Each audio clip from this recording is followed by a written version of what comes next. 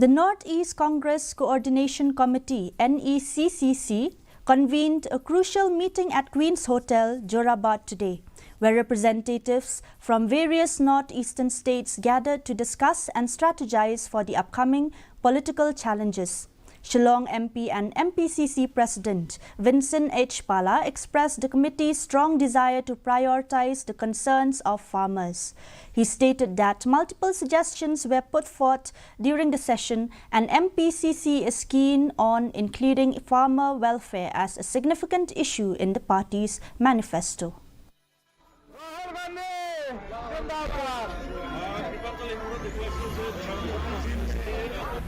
Wan ban polisi auto di Paipa ba balai wan ban connect ban kibru benda kendo ban kibru singap cik jong kibru nilai saja sebagai jong ke state na northeast ke ki benta ban include hapok ke manifesto ta ki nong rep ni de ban pendrung ke manifesto nila kerpat ya ki tim manifesto through Rahul Gandhi ban wan sini ban discuss hakanu kertom nila ban pensiak dan pendrung apa ke manifesto jong ke Indian National Congress.